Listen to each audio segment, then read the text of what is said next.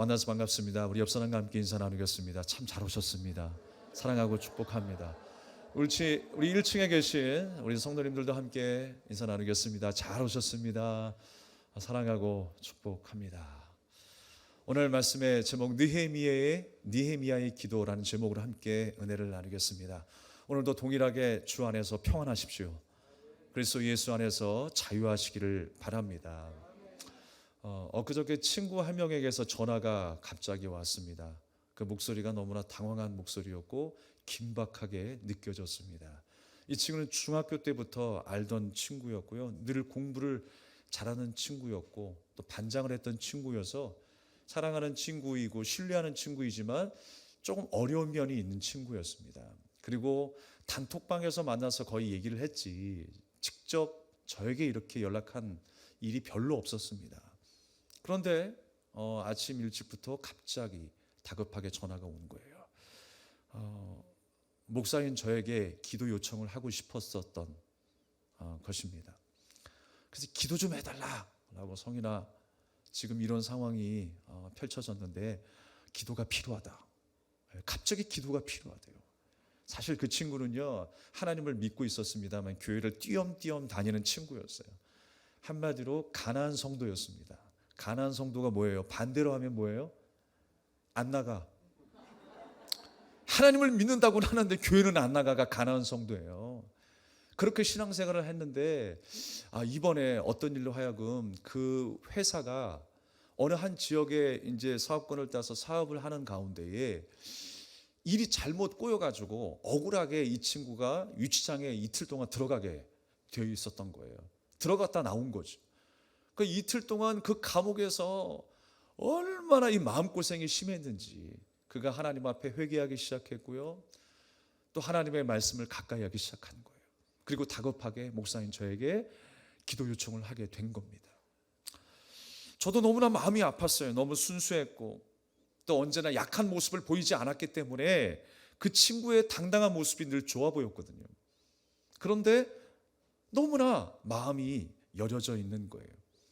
그런데 목사인 저에게는요 한켠에 다른 마음이 생겼어요.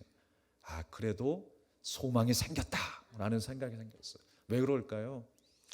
그 어려움을 통해서 하나님을 깊이 만날 만한 시간이 되었구나라는 생각이 들었어요. 그래도 이 친구에게 소망이 있구나라는 생각이 들었어요. 여러분, 우리가 생각해 보면요, 주 안에 살아가는 인생은요, 모든 것이 하나님의 은혜 안에 있어요. 잘 되는 일들도 하나님의 계획 안에 있고요, 잘 되지 않는 일들도 하나님의 계획 안에 있습니다. 여러분 믿으십니까? 그 사실을 믿고 신앙생활하는 것이 우리 믿음의 그리스도인들이에요. 그래서 저에게는 소망이 생겼어요. 이 친구가 제대로 하나님을 만날 수 있는 기회구나. 이 친구가 정말 제대로 된 그리스도인으로 재탄생할 수 있는 기회가 되었구나 라는 생각을 하게 되었어요. 그러면서 지금도 저는 그 친구를 위해서 기도하고 있습니다. 하나님, 이 사랑하는 친구가 세상 무엇보다 하나님을 두려워하게 해주시옵소서. 하나님을 경외할 수 있는 마음을 달라고 기도하고 있어요. 그래서 저는 한 번에 또한 기회가 찾아왔다고 생각합니다. 우리에게도 그런 기회가 찾아옵니다. 우리의 마음이 메말랐을 때, 강팍했을 때, 하나님을 떠나 있을 때 주님께서 우리에게 기회를 주실 거예요. 그것이 우리의 삶의 어떤 사건이든 좋은 일이든 좋지 않은 문제이건 하나님께서 우리 마음을 두드리실 때가 있을 겁니다. 그 하나님의 인도하심 속에 세미한 음성을 듣고 반응할 수 있는 저와 여러분 되기를 주님의 이름으로 축원합니다. 오늘 본문 말씀에 나타난 느헤미야의 시대도 참으로 어렵고 힘든 순간이었습니다. 우리가 느헤미야서를 읽을 때는요, 어떤 상황을 알아야 되냐면 그 시대가 지금 나라가 망해가지고 포로로 끌려간 상태에 있습니다. 인재들은 왕궁으로 들어가서 쓰임 받고요, 전쟁터에서 군인들은 죽임을 당하고요, 지금 남아있는 사람들이 고통 중에 하루하루를 연명하고 있어요. 먹을 것도 부족했고요, 예루살렘 성은 무너져서 하나님 앞에 예배를 드릴 수 없는 상황이었어요. 그런데 그 가운데 어떤 일이 일어났을까요? 사실 여러분, 이번만 예루살렘 성이 무너진 게 아니에요. 너무나 중요한 성 아닙니까? 이스라엘 백성들의 정체성이 무엇입니까? 하나님 앞에 예배하는 사람들 아니겠습니까? 그 제사를 통해서 긍휼함을 얻고 하나님의 복을 받는 사람들 아니겠습니까? 그런데 그 성이 무너졌다니, 그 제단이 파괴되었다니 얼마나 실망스럽겠어요. 좌절되었겠습니까? 그런데 여러분, 하나님의 특별한 의도가 있었어요. 이때만 무너진 게 아니라 또 세우면 무너지고 또 세우면 무너지게 하신 이유가 있었다라는 거예요. 그 무너짐도 하나님의 계획 속에 있었다라고 하는 것입니다. 성전이 무너져 예배할 수 없을 때 그들은 3, 4, 5 모이기 시작했어요. 지하에서, 들에서, 가정에서 모이기 시작하는 거예요. 그 마음이 여러분 얼마나 간절했겠습니까? 지금도 지하교회에서 하나님을 예배하는 그 북한의 성도들의 마음은 얼마나 간절할까요? 성경 한 구절 한 페이지가 얼마나 꿀송이보다 더 단 말씀이 되겠습니까? 하나님은 그 마음을 원하셨던 거예요. 우리의 껍데기가 아니라 우리의 중심을 하나님 앞에 드릴 수 있는 그 예배를 주님은 간절히 기다리고 계시는 거예요. 그래서 이스라엘 땅에 그런 어려움들이 있었던 것입니다. 오늘 느헤미야를 통해서 그가 기도하고 그가 회개함으로 인하여서 그의 모든 신앙이 이스라엘 전체 가운데 퍼지기를 원하시는 하나님의 마음, 동일하게 우리에게도 적용될 수 있기를 주님의 이름으로 축원합니다. 그래서 이 성경 말씀은요, 느헤미야에서처럼 나라가 어려울 때, 또 개인에게 어떤 영적 침체가 왔을 때 도움이 되는 말씀이에요. 갈 바를 알지 못하는 우리 인생길 가운데 우리가 어떻게 걸어가야 할까, 어떻게 신앙생활을 하고 하나님을 바라볼 수 있을까 라고 하는 길라잡이 역할을 하는 것이 바로 느헤미야서입니다. 오늘 이 말씀을 잘 들으시고 여러분의 가슴에 새기고 돌아갈 수 있기를 바라겠습니다. 시대적 배경은 바로 그래요. 나라를 빼앗겼어요. 바벨론의 포로로 끌려갔어요. 유능한 사람들은 다 왕궁으로 끌려가 소망을 잃어버린 상태입니다. 그런데 그때 하나님께서 영적인 리더 한 사람을 세우시는 거예요. 그 사람의 이름이 바로 느헤미야였습니다. 비록 숫자는 한 사람이지만 저는 이 숫자 이상의 의미가 있다고 생각합니다. 사실 하나님의 역사는요, 숫자로 하는 게 아니에요. 하나님은 단 한 명만 있어도, 기드온의 용사 300명만 있어도 13만 2천, 12만의 군대를 물리치는 분이 하나님이세요. 우리 인생 가운데 우리가 의지해야 될 것은요, 숫자가 아니라는 거예요. 바로 하나님의 전능하심입니다. 하나님이 살아계심을 믿고 그 은혜를 우리가 간구하며 살아가는 인생은, 주님을 경외하는 인생은 우리의 삶이 하나님의 은혜의 날개 아래에 있음을, 승리하는 인생임을 믿으시기 바랍니다. 하나님은요, 숫자로 싸우시는 분이 아니에요. 비록 한 사람이지만 성경은 뭐라고 말씀하십니까? 한 사람의 이야기를 말씀하시지만 이스라엘 전체의 이야기를 하세요. 이스라엘 전체에게 적용될 하나님의 말씀, 전체에게 적용될 하나님의 복을 우리에게 말씀하고 있는 것입니다. 그렇다면 그것은 누구에게 또 해당되는 거예요? 나에게까지 해당이 되는 것입니다. 주님은 약할 때 강함 되시는 분이세요. 아유, 한 사람 갖고 뭘 하겠어 라고 생각할지 모르겠어요. 이왕이면 다홍치마라고 10사람이 좀 열심히 일어나서 충성하고 봉사하면 얼마나 좋을까. 그런데요, 참 희한하게도 어떤 공동체이든 간에요, 하나님은 꼭 한두 사람을 통해서 역사하시더라고요. 그 열정과 그 감동으로 하나님께서 모범이 되게 하여 주시고 기수가 되게 하여 주셔서 또한 그 주변에 있는 많은 사람들을 일으키고 함께 동참하게 만드세요. 사실 여러분, 이 한 사람이라고 하는 것은 나약함의 상징이 아니에요. 부족함의 상징이 아닌 거예요. 하나님께서요, 더 선명하게 보게 하시는 한 사람이고요, 더 분명하게 기억하게 하시는 한 사람이라는 거예요. 오늘 느헤미야 그 한 사람의 인생을 통해서 우리에게 보여주시는 것이 무엇일까요? 그가 하나님 앞에 간절히 기도드렸던 그 기도의 내용은 무엇이었을까요? 오늘도 우리는 그 기도를 배우고자 이 자리에 모이게 된 것입니다. 기도를 통해서 위기 가운데에 승리하였던 그 느헤미야의 인생, 이스라엘의 모습, 바로 우리가 그 기도의 방향을 되찾고자 오늘 이 말씀을 함께 나누게 된 것입니다. 한 사람을 통하여 역사하셨던 것처럼 여러분 한 사람 한 사람을 통해서 계획을 하시고 이루시는 하나님, 그 하나님을 의지하는 이 아침이 될 수 있기를 바라겠습니다. 우리가 사실 중요한 일에 많은 인력이 필요합니다. 우리 베델교회 안에도 여러 가지 일들이 필요합니다. 더 많은 분이 함께 찬양했으면 좋겠고요. 우리 아이들을 좀 가르쳤으면 좋겠고요. 또 봉사하는 일들을 위해 함께 동참하면 얼마나 좋을까요? 그게 사람의 마음대로 안 되더라고요. 그러나 항상 어떤 모임이든 어떤 일들 가운데 늘 소수가 주도해 가는 것을 보아요. 그런데 그 소수를 통해서 하나님의 역사를 이루시고 우리 공동체를 살리게 하시더라고요. 바라옵기는 여러분, 이 파레토의 법칙이라는 게 있어요.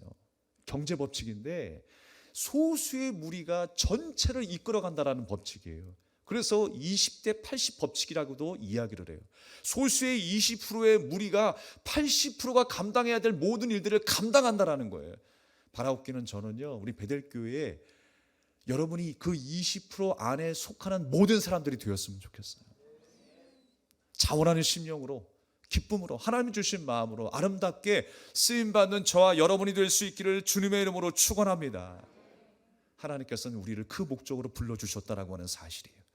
오늘 이스라엘이 어려움을 처했을 때에 한 사람으로 하나님 앞에 부름받은 자로 일어나서 쓰임받았던 그 느헤미야, 그가 무엇을 기도했을까요? 오늘 하나님 앞에 간절히 기도했었던 그 제목을 함께 나누고자 합니다. 첫 번째로는요, 함께 따라하겠습니다. 자복하는 기도였다. 자복하는 기도였다. 여러분, 자복함이 뭘까요? 자기의 죄를 고백하면서요, 하나님의 말씀에 복종한다라는 거예요. 그게 자복이에요. 사전의 말씀에 보니까 느헤미야가 나라와 민족을 위해서 기도했어요. 성전의 재건을 위해서 기도했습니다. 수일 동안 하나님 앞에 금식 기도했다라고 해요. 여러분, 금식 기도의 의미가 뭔지 아십니까? 배만 굶는 게 금식 기도가 아니죠. 목숨을 걸고 하는 기도가 금식 기도. 그래서 나는 일주일 금식했는데 멀쩡하던데요. 40일 금식했는데 멀쩡하던데요. 여러분, 다시 하셔야 돼요. 하루를 금식해도 전심으로 하나님 앞에 우리의 삶을 드리고 우리의 중심을 드리는 기도가 돼야 합니다. 저는 개인적으로 이 3일만 금식해도요, 너무 힘들어요. 진짜 솔직히. 금식한다라는 게 이렇게 힘든 것인가? 뭐 특별한 은사가 있어서 금식하는 게 아니죠. 금식 기도는요, 내 목숨을 걸고 하나님 앞에 간절히 기도하는 것이 금식 기도예요. 오늘 느헤미야가 나라를 위해서, 그 신앙의 회복을 위해서 목숨을 걸고 하나님 앞에 간절히 기도했다라고 하는 것입니다. 사실 느헤미야가 두려워해야 될 한 사람이 있죠. 오늘 본문에 나타나는 것처럼 그의 직업은 뭐예요? 왕의 술관원이라고 그랬습니다. 그래서 왕이 먹는 그 음식에 독이 있나 없는가를 날마다 확인해야 될 사람이 느헤미야였어요. 그리고 침실로 들어가기까지 보디가드 역할을 했었던 사람이, 지키고 서 있는 사람이 느헤미야예요. 왕의 신뢰를 받던 사람이었습니다. 그러면 그만큼 그가 존경하고 두려워해야 될 대상이 있죠. 누굽니까? 왕인 거예요. 그런데 그는 누구를 두려워했다고 합니까? 느헤미야는 하나님을 두려워했다고 그랬어요. 하나님을 두려워했다. 세상의 왕을 두려워하지 아니하고 하나님을 두려워했었던 느헤미야였다라는 것입니다. 이스라엘 백성들을 하나님께서 구원하시고자 출애굽하셨을 때에 에피소드가 있죠. 이스라엘이 숫자가 번성하게 되니까 이 애굽의 왕이 긴장하기 시작해요. 하나님이 축복하셔서 하나님이 구원의 역사를 계획하시는 가운데에 이스라엘 백성들이 날마다 번성하게 하셨어요. 숫자적으로 낳고 또 낳고. 그랬을 때에 이 애굽 왕이 두려움이 생기기 시작합니다. 이스라엘이 번성해서 우리나라를 멸망시키면 어떻게 하지? 그런 두려움이 생겼겠죠. 그래서 태어나는 아들은 다 죽여버리라고 그랬어요. 그런데 히브리 산파들이요, 그 말에 순종하지 않습니다. 그 명령이라고 하는 것이 얼마나 두려운 명령입니까? 왕의 명령이 어명 한마디면 세상을 바꿀 수 있는데 그 말에 불순종을 한다? 그런데 히브리 산파들이요, 그 아이들을 죽이지 않았어요. 왜냐하면 성경은 이렇게 기록합니다. 하나님을 두려워했기 때문에. 하나님을 경외하는 믿음이 있었기 때문에 그는 하나님이 원하시는 삶을 살았던 거예요. 내 목에 칼이 들어와도 새 상황이 두려운 것이 아니라 내 두려움의 대상은 오직 하나님이심을 고백할 수 있었던 것입니다. 사랑하는 여러분, 하나님 앞에 자복하는 삶, 하나님 앞에 복종하는 삶이 신앙생활이라고 하는 사실을 우리는 기억해야 합니다. 기도라고 하는 것은 그래요. 오늘 한 사람이 기도지만 사실 여러분, 이 기도는 이스라엘 전체에게 해당되는 기도예요. 그들도 회개하고 돌아와야죠. 나는 상관없다가 아니죠. 느헤미야만 죄 지었습니까? 느헤미야만 하나님 앞에서 악을 행했습니까? 이스라엘 전체의 회개 기도가 되어야 되는 것이죠. 그런데 우리가 때로는 그렇게 생각할 때가 있어요. 기도라고 하는 것이 어떤 한 특정한 부류의 사람들만 하는 것이다라고 생각할 때가 있어요. 그래서 그냥 목사님께 기도 부탁하는 것으로, 권사님들에게 기도 부탁하는 것으로 끝날 때가 있어요. 근데 왜 자기는 기도 안 해요? 하나님께서 그러한 일들을 허락하시고 그런 상황을 만드신 이유가 무엇일까요? 그 사람이 하나님께로 돌아오는 일이겠지요. 그게 목적 아니겠습니까?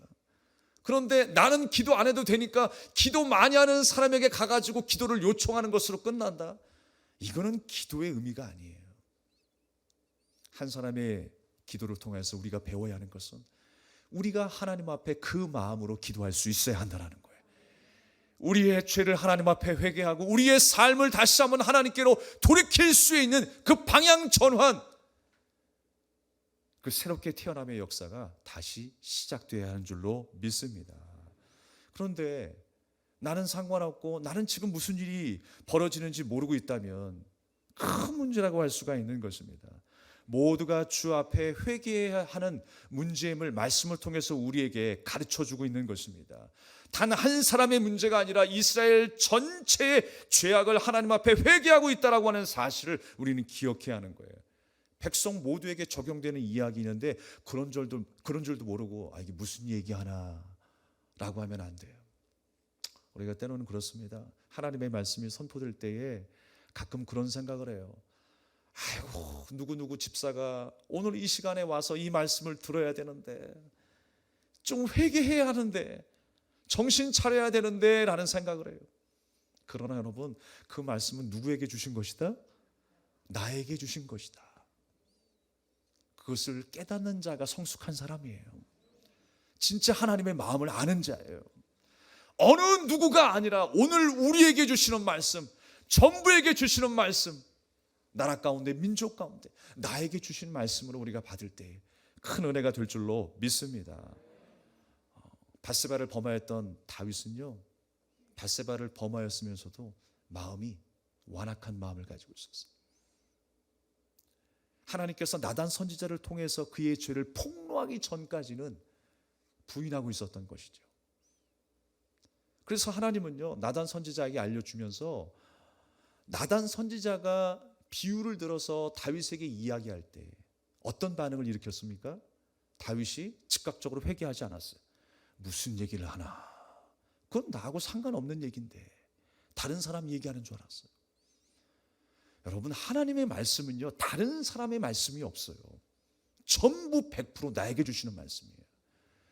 내가 하나님 앞에 깨닫지 아니하고 회개하지 아니하면 하나님의 말씀이 의미가 없는 거예요. 우리의 인생 가운데 적용되지 않을 하나님의 말씀은 하나도 없어요. 좋은 일이건 좋지 않은 일이건. 다윗은 남의 얘기하는 줄 알았어요. 잊어버리고 있는 거예요. 그때 나단 선지자가 뭐라고 이야기합니까? 그 죄인이 바로 당신입니다. 그 죄인이 바로 당신입니다. 우리가 누구를 손가락질할 수 있겠습니까? 우리가 누구를 평가할 수 있겠습니까? 죄인이라고 우리가 치부할 수 있겠습니까? 바로 내가 하나님 앞에 죄인인데, 부족한 사람인데, 내가 하나님의 말씀에 순종하고 자복해야 될 대상자인데 우리가 누구를 가리켜서 평가할 수 있겠냐고. 우리는 평가할 수 없는 사람들이에요. 하나님의 말씀이 100% 나를 향하고 있다라고 하는 사실을 기억할 수 있기를 바랍니다. 우리는요, 오늘 느헤미야처럼 느헤미야가 주님 앞에 자복하고 복종하기로 결단한 이유가 무엇입니까?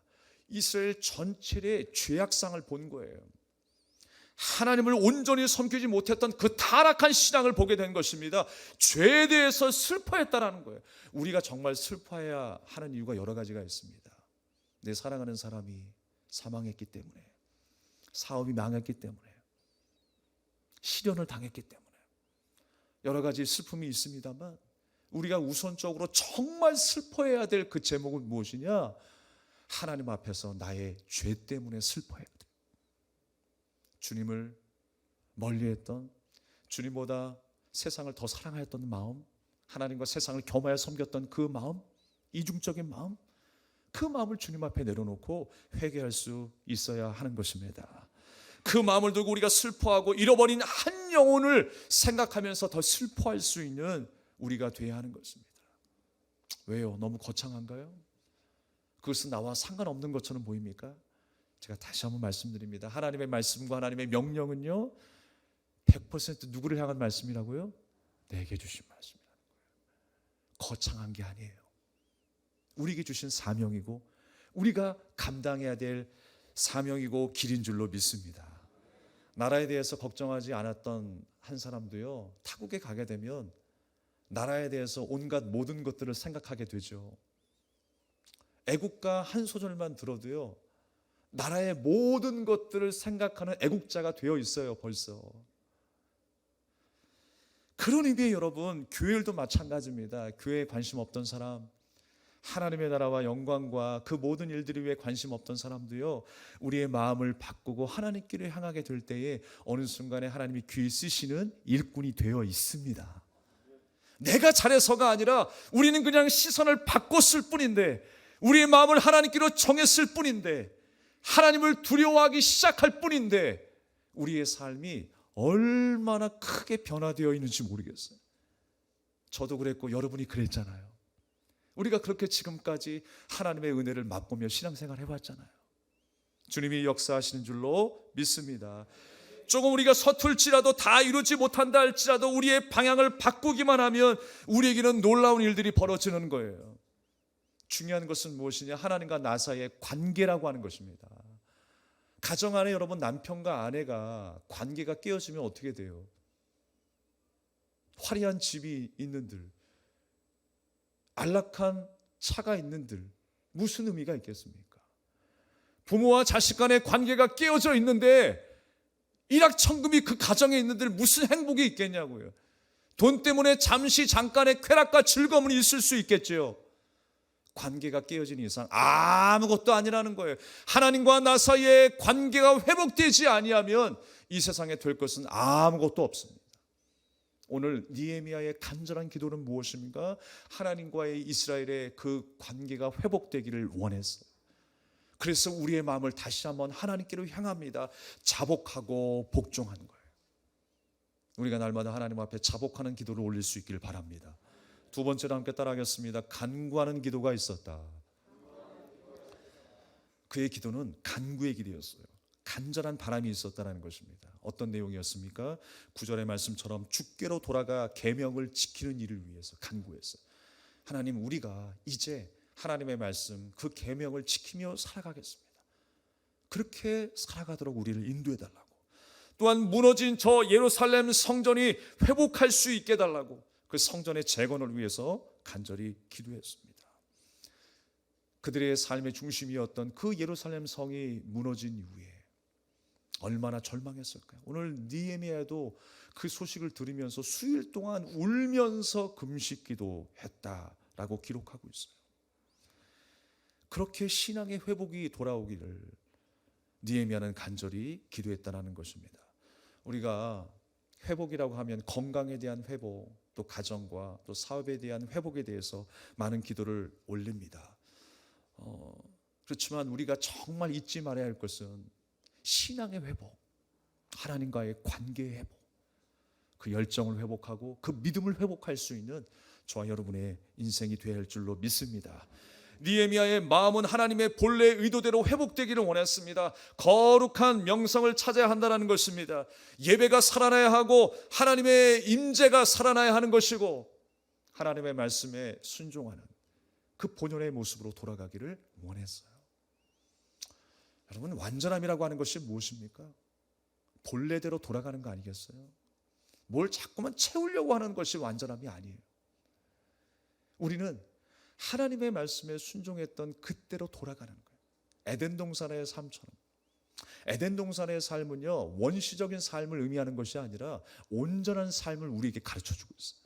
하나님과 우리가 연합되어 주인과 종의 모습으로, 부모와 자녀의 모습으로, 남편과 아내의 모습으로, 그 온전한 모습으로 살아갈 것을 주님은 우리에게 에덴 동산을 통해서 보여주시는 거예요.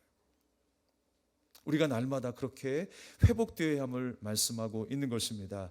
예루살렘 성전의 허물어짐은 이스라엘의 믿음이 무너졌다라고 하는 것을 반증하는 거였습니다. 하나님이 장난치시는 게 아니에요. 허물어뜨리니까 또 세우게 하시고, 허물어뜨리니까 또 세우게 하시고, 하나님이 얘라 골탕 먹어봐라. 너희들이 우상을 섬겼지? 그래, 그에 대한 대가야 골탕 먹어봐. 하나님께서 그러려고 하는 게 아니죠. 그들을 회복시키기 위해서 성이 무너진 거예요. 그들이 온전한 예배자로 세워지기를 주님은 간절히 원하셨던 것입니다. 이제는 그런 건물뿐만이 아니라 영적인 그 신앙의 성벽이 재건되어져야 했습니다. 여러분 한켠에 어떤 부분이 무너졌습니까? 하나님을 사랑하는 마음이 무너졌습니까? 이웃을 사랑하는 마음이 무너졌습니까? 여러분, 그 성벽을 재건하십시오. 하나님을 신뢰하는 그 성벽을 재건하셔야 합니다. 하나님의 말씀을 가까이 하고 이렇게 느헤미야처럼 기도하는 그 성벽을 재건하셔야 할 줄로 믿습니다. 신라곤의 저자였던 밀턴은요, 52세에 실명을 했어요. 엄청 절망을 했습니다. 그리고 그 나이에 부인까지 잃어버렸어요. 더군다나 자기를 모함하는 사람들에 의해서 감옥에 갇히는 신세가 되었습니다. 그야말로 패가망신이죠. 그러나 그는 고난 가운데 진정 하나님을 만나고 신라권이라고 하는 역사의 명작을 써 내려가게 됩니다. 그는 이렇게 말을 남겼어요. 이 세상에서 정말 비참한 일은 앞을 못 보게 되는 것이 아닙니다. 정말 비참한 것은 걸림돌에 걸려 넘어져서 환경을 이겨낼 수 없다고 그냥 주저앉는 일이래요. 그냥 주저앉는 일이라는 거예요. 여러분, 어려움을 만났습니까? 주님 앞에 간구하십시오. 주님께서는 우리의 간구를 들으실 것입니다. 그리고 우리가 미처 계산하지 못한 가장 좋은 것으로 입히시고 먹이실 거예요. 가장 좋은 반열에 하나님께서 세우실 줄로 믿습니다. 주저앉지 마시고 주 예수 그리스도의 이름을 부르면서 일어나십시오. 우리에게 참 소망을 주시는 주님께서 도우실 줄로 믿습니다. 마지막 세 번째입니다. 진정한 신앙의 고백의 기도를 올렸어요. 함께 따라하겠습니다. 신앙 고백의 기도였다. 신앙 고백의 기도였다.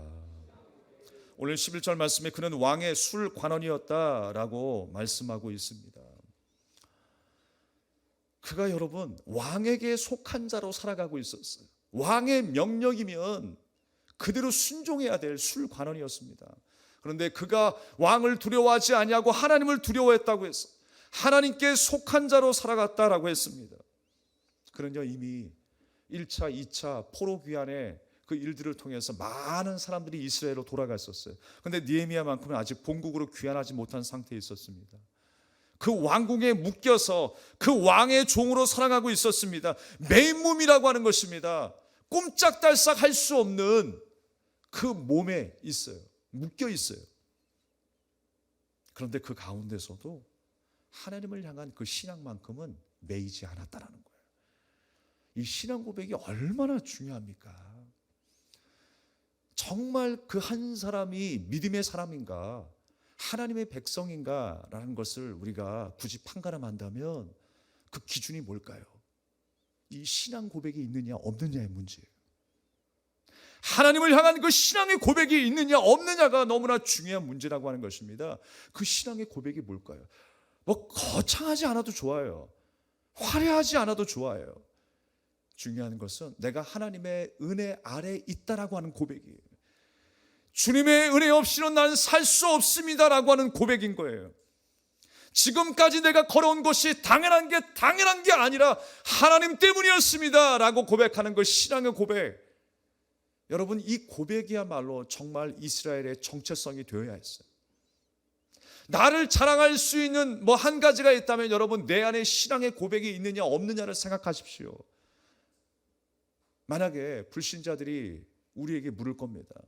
당신은 자랑할 수 있는 게 무엇입니까? 라고 물어보면 여러분, 뭘 자랑하시겠어요? 우리가 뭘 자랑하겠습니까? 예수님 자랑해야죠. 주님 앞에 내가 이렇게 섰습니다. 나는 주님의 은혜의 날개 아래 살아가고 있습니다. 그 은혜와 긍휼에 감사하며 찬양하는 인생이, 고백하는 인생이 우리의 신앙이 되어야죠. 오늘 느헤미야가 묶여있는 삶, 세상에 묶여있고 왕에게 묶여있는 삶이었지만 그 신앙의 고백만큼은 하나님을 향하여 살아있었어요. 우리 신앙이 살아 운동력이 있길 바랍니다. 성령의 능력에 사로잡혀서 세상에 흉흉하고 어려운 일들 우리가 만나는 상황 가운데 있을지라도 우리가 하나님의 일꾼으로 쓰임받을 수 있기를, 회복의 역사를 맛볼 수 있기를 주님의 이름으로 축복합니다. 그래서 하나님을 경외하는 마음은 굳건했다라고 하는 것입니다. 자신은 왕의 종이 아니라 하나님의 종이라고 하는 것을 말씀을 통해서 계속 반복하여 고백하고 있어요. 종이다, 종이다라고 고백하고 있는 거예요. 우리는 하나님 앞에 종으로 살고 있습니다. 하나님의 말씀에 민감하게 반응하고 순종하며 살아가는 하나님의 종으로 우리는 살아야 할 줄로 믿습니다. 하나님께서 내게 은혜 베푸실 주인임을 믿고 인정하는 것, 그것이 바로 우리 신앙의 방향이 되어야 합니다. 우리의 시선만 하나님께로 향한다면 이제 그 나머지 일은 하나님이 하시는 거예요. 우리가 지금까지 그런 신앙생활을 경험해 왔어요. 우리가 하나님을 의지하는 그 마음만 있다면, 주님 앞에 간구하고 자복하는 그 시선만 있다면 나머지는 하나님께서 역사하실 줄로 믿습니다. 그게 바로 내가 자랑해야 될 거리라는 거예요. 그게 바로 나의 자랑이 되어야 합니다. 내가 자랑하는 것이 난 큰 교회 다니고 있다는 게 자랑이 되면 안 돼요. 성도가 많이 있어서, 인재가 많이 있어서, 재정이 많이 있어서 우리가 할 일이 많다, 그것이 나의 자랑이 되면 안 되는 것입니다. 어떤 곳에 있든지 하나님께서 우리를 부르실 그 날에 너는 그곳에서 뭘 했냐라고 이야기를 하실 때에 우리가 할 말이 있어야 되는 거 아니겠습니까? 내가 뭘 잘해서 할 말이 있는 게 아니에요. 저는 하나님의 은혜로 살았습니다. 이 고백 하나로 하나님이 기뻐하십니다. 나는 하나님의 은혜 아니면 살 수 없습니다. 이 고백 하나로 하나님이 역사하시는 거예요. 우리의 그런 시선이 하나님께로만 향한다면 우리의 삶은 회복의 역사가 나타나는 것입니다. 다시 한번 재건되는, 무너졌던 우리의 삶이 재건되는 역사가 일어날 줄로 믿습니다. 이것이 여러분의 강력한 무기가 될 수 있기를 바랍니다. 이제 내일 새벽 3시면 선교팀이 말레이시아로 떠나게 됩니다. 말씀을 준비하면서 정말 그 땅 가운데 이런 기도의 울부짖음이 일어났으면 좋겠다라는 생각을 했어요. 아버지, 우리가 먼저 이런 기도를 하나님 앞에 올리기를 원하고요, 그 땅의 원주민들이 하나님 앞에 자복하는 역사가 있게 하옵소서. 그들의 소원함을 간구하는 역사가 일어나게 해주시옵소서. 그리고 그들의 입술뿐만 아니라 그들의 심령에서 일어나는 그 중심의 신앙 고백이 하나님을 향하게 하여 주시옵소서. 말레이시아에 그런 역사가 나타날 줄로 믿습니다. 사람의 힘이 아니에요. 하나님이 도우셔야 돼요. 나를 변화시켜 주셨던 것처럼 하나님께서 또한 그 땅을, 그 마음을 변화시키실 줄로 믿습니다. 보내진 자로, 보내는 선교사로 우리가 이 자리에 모여 있습니다. 여러분, 말레이시아 단교 선교팀을 위해서 기도해 주시고 그 여정 동안에 사고 없도록 은혜 가운데 사명을 다하고 돌아올 수 있도록 기도해 주시기를 바랍니다. 우리가 함께 이 찬양을 드리고 우리 함께 믿음으로 결단하며 기도하겠습니다.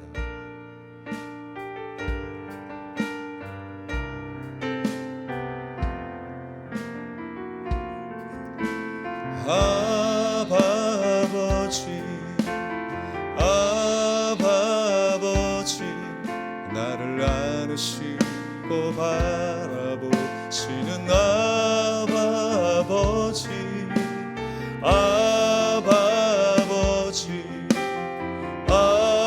아버지, 나를 도우시고 힘주시는 아버지, 주는 내 마음을 고치시고, 주는 내 마음을 고치시고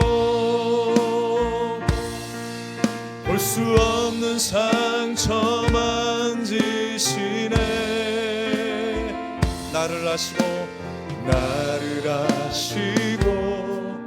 나를 이해하시네. 내 영혼 새롭게 세우시네. 아버지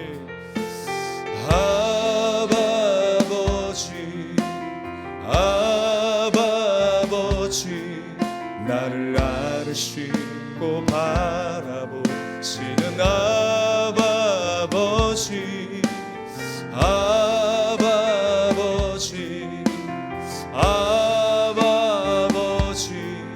나를 도우시고 힘주시는 아버지. 주는 내 맘을 고치시고 주는 내 맘을 고치시고 볼 수 없는 상처 만지시네. 나를 아시고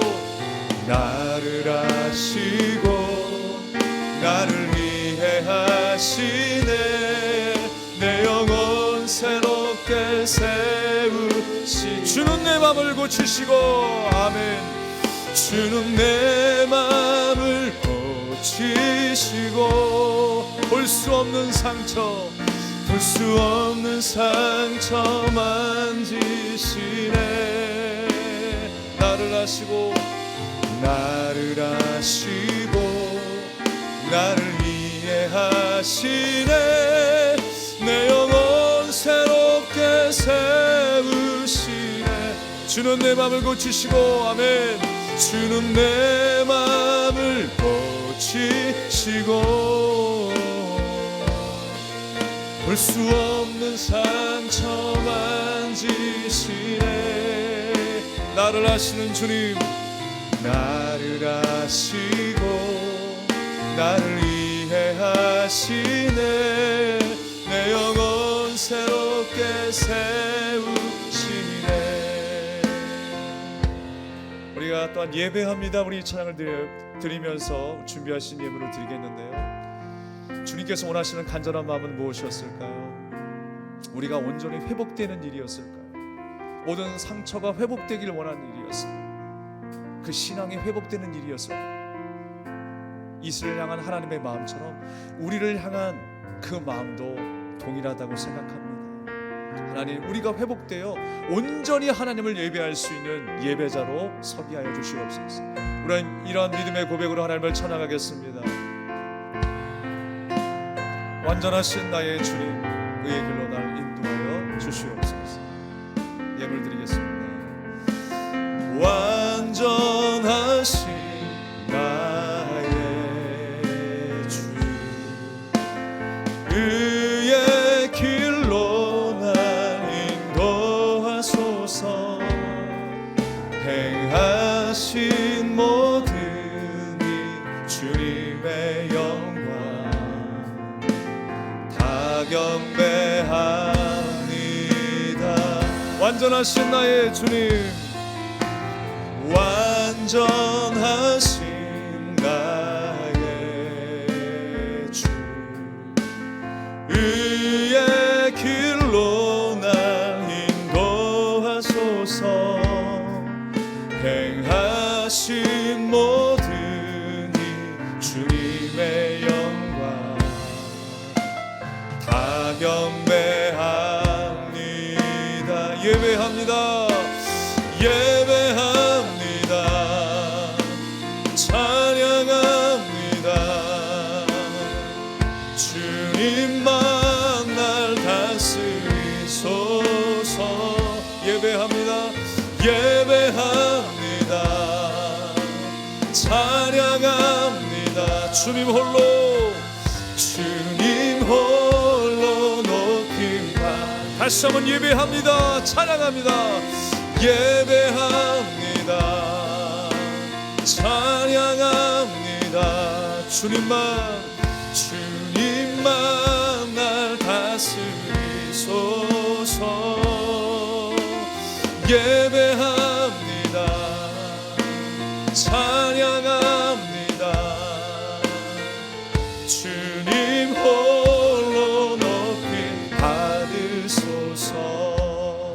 우리 간절한 마음으로 주신 말씀을 기억하면서 한번 기도하기를 원합니다. 주님, 회복의 역사가 내 안에 일어나기를 원합니다. 나의 상처를 싸매시는 주님, 회복의 은혜가 있게 하여 주시옵소서. 우리 죄악된 모든 우리의 성품, 우리의 삶의 습관들 용서하여 주시고 다시금 회복되는 우리의 신앙이 되게 하여 주시옵소서. 주님의 일꾼으로 하나님의 손에 아름답게 쓰임받는 일꾼이 되게 하여 주시옵소서. 하나님의 바른 예배자로 서게 해달라고 우리 간절한 마음으로 기도하겠습니다.